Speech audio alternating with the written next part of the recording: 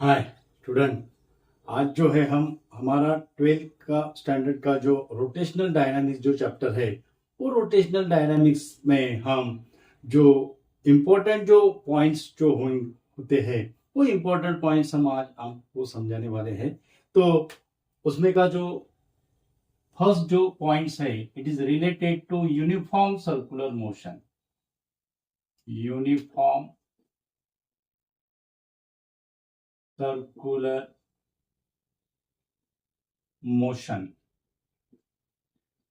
Uniform circular motion. अब ये uniform circular motion में जो इंपॉर्टेंट जो पॉइंट्स है, वो इंपॉर्टेंट पॉइंट्स क्या है?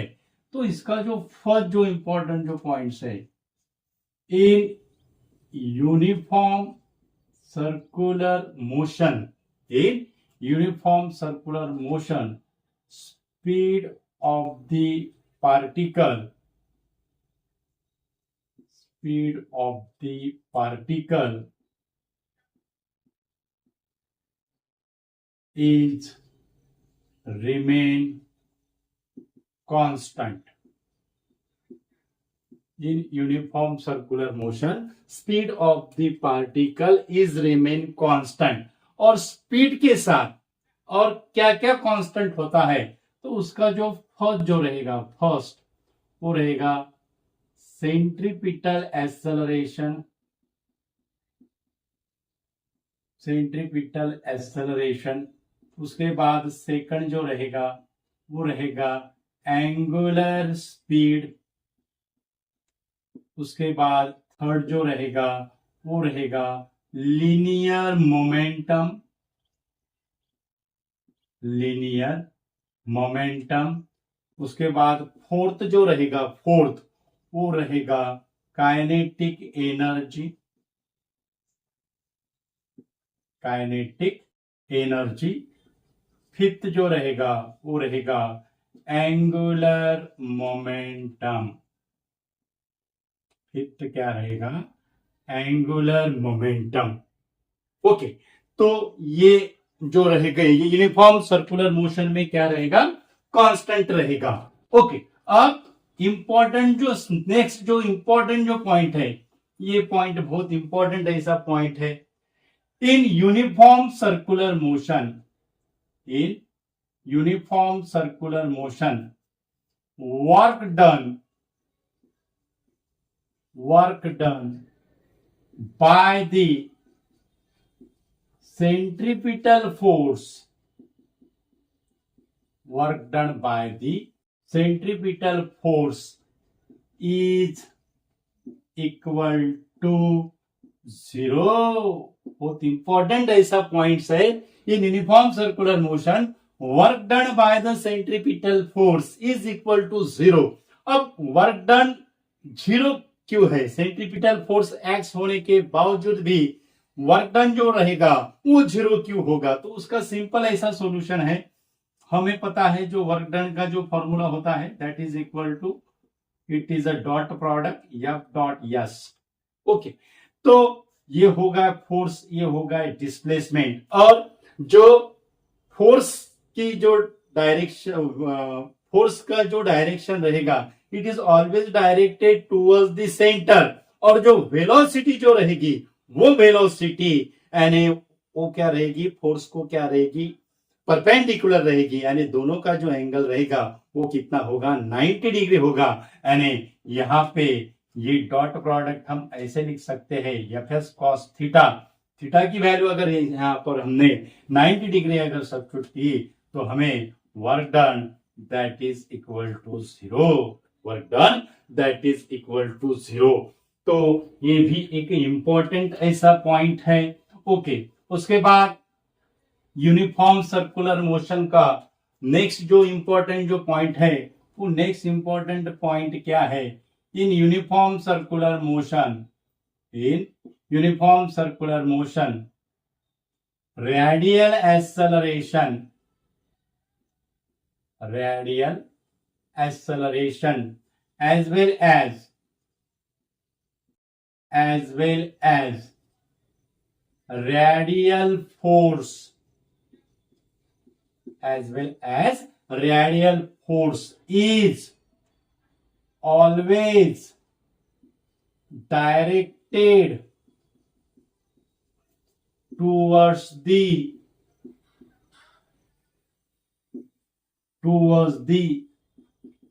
center. In uniform circular motion, radial acceleration as well as radial force is always directed towards the center. उसके बाद नेक्स्ट जो इंपॉर्टेंट जो पॉइंट्स होगा, इन uniform circular motion tangential acceleration, ये बहुत इंपॉर्टेंट ऐसा पॉइंट है, tangential acceleration as well as angular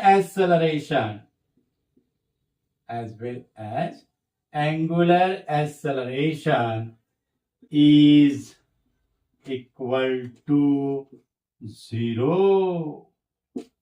In uniform circular motion, tangential acceleration as well as angular acceleration is equal to 0. Angular acceleration, that is the rate of change of angular velocity कहते हैं, और uniform circular motion में angular जो velocity रहेगी वो क्या रहेगी, constant रहेगी. इसके वजह से जो एंगुलर एक्सेलरेशन की वैल्यू है वो 0 रहेगा.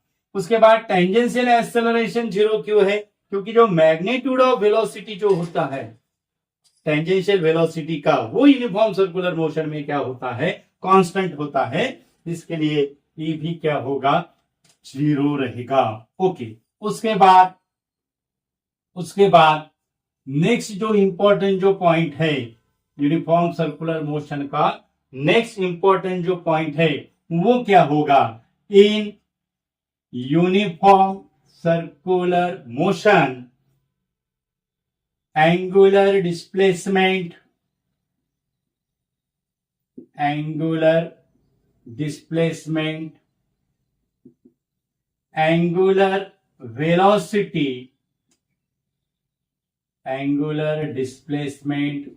angular velocity, is always perpendicular to the plane of the circle. Angular displacement, angular velocity is always perpendicular to the plane of the circle. यानी मानो अगर ऐसा अगर पार्टिकल अगर रोटेट अगर होता है, ओके, ऐसा अगर पार्टिकल अगर रोटेट अगर होता है तो ये जो रहेगा ये होगा एंगुलर वेलोसिटी, और यहाँ पे यही इस पे हम डिस्प्लेसमेंट की भी डायरेक्शन नोट कर सकते हैं. ओके. तो ये जो रहेगा ये होगा प्लेन, और प्लेन को एंगुलर वेलोसिटी क्या होगी, परपेंडिकुलर रहेगी. Angular velocity, angular displacement and angular acceleration are the axial vector. उसकी जो डायरेक्शन रहेगी it is along the axis of rotation. तो ये भी एक इंपॉर्टेंट ऐसा पॉइंट होगा. ओके. उसके बाद नॉन यूनिफॉर्म सर्कुलर मोशन में क्या होगा, in non uniform circular motion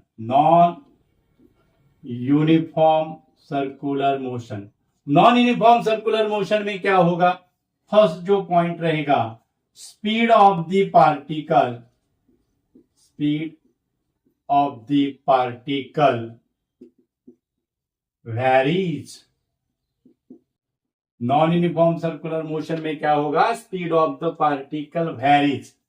then second जो इंपॉर्टेंट जो पॉइंट होगा नॉन यूनिफॉर्म सर्कुलर मोशन में, in net acceleration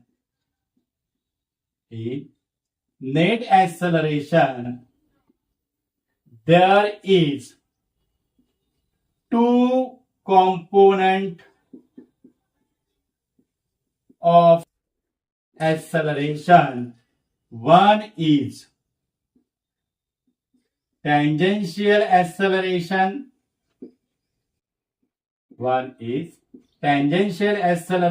and second is centripetal acceleration. Centripetal acceleration, so net acceleration क्या होगा, a net that is equal to centripetal acceleration plus tangential acceleration, a net that is equal to 80 यानी tangential acceleration है, AC यानी centripetal acceleration है। तो 80 जो रहेगा 80 का क्या रहता है, that is rate of change of velocity, tangential velocity, और v का जो फॉर्मूला जो होता है ये हमें पता है, that is v equal to r into omega, so r into D omega by D T, और rate of change of angular velocity, so 80 equal to r into alpha, 80 equal to r into alpha। Okay, तो ये भी एक 80 का formula होगा। उसके बाद ये जो नेट एक्सेलरेशन रहेगा फिर वो कैसा होगा, that is in vector form, alpha cross r plus omega cross v, alpha cross r plus omega cross v, और नेट एक्सेलरेशन का मैग्नीट्यूड क्या होगा, नेट एक्सेलरेशन का magnitude that is AT square plus AC square, AT square plus AC square. Okay, तो ये होगा non uniform circular motion के इसमें, और पहले हमने जो आपको जो समझाया था वो यूनिफॉर्म सर्कुलर मोशन का इंपॉर्टेंट जैसे हमने पॉइंट आपको समझाया है। तो ये जो इंपॉर्टेंट जो पॉइंट्स है, ये इंपॉर्टेंट पॉइंट्स में हमने आपको फॉर्मूले भी समझाया है। उसके बाद थ्योरेटिकल जो है इंपॉर्टेंस पॉइंट वो भी हमने आपको समझाया है, और ऐसा सिंपल ऐसा वीडियो, और आप जो हमें जो सपोर्ट दे रहे हैं उसके लिए थैंक यू सो मच।